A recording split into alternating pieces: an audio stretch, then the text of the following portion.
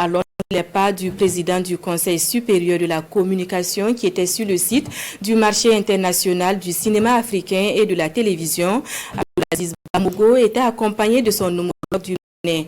La visite sur le site du MICA a été ponctuée d'échanges avec les acteurs du 7e art sur les contenus des œuvres cinématographiques. Les deux régulateurs ont surtout invité les acteurs à s'engager dans la production de contenus orientés vers la culture de la paix. La visite est suivie pour nous par Nongba Kouda et Draman So. La régulation des médias s'invite au FESPACO et le président du Conseil supérieur de la communication, accompagné de son homologue du Bénin, passe en revue les stands du marché international du cinéma et de l'audiovisuel africain.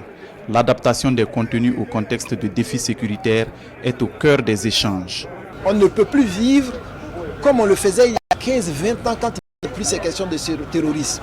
Chacun doit désormais être son propre agent de sécurité, mais doit être aussi un agent de sécurité de l'ensemble du pays, de l'ensemble de nos pays.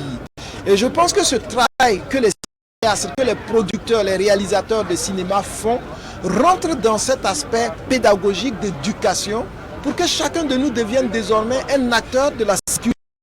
Le président de la haute autorité de l'audiovisuel et de la communication du Bénin dit être venu au FESPACO pour féliciter les acteurs du cinéma qui ont relevé le défi de l'organisation. De dehors, ce que nous pensons, et quand nous sommes venus, nous avons quand même constaté qu'au niveau de Ouagadougou, tout se passe bien. Et nous, en tant que régulateurs, nous nous occupons du contenu.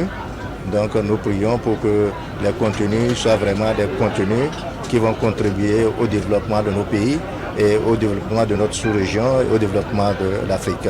Cette visite au MICA annonce une table ronde des régulateurs et des acteurs du cinéma et de l'audiovisuel afin d'approfondir la réflexion sur la contribution des régulateurs à la culture de la paix en Afrique.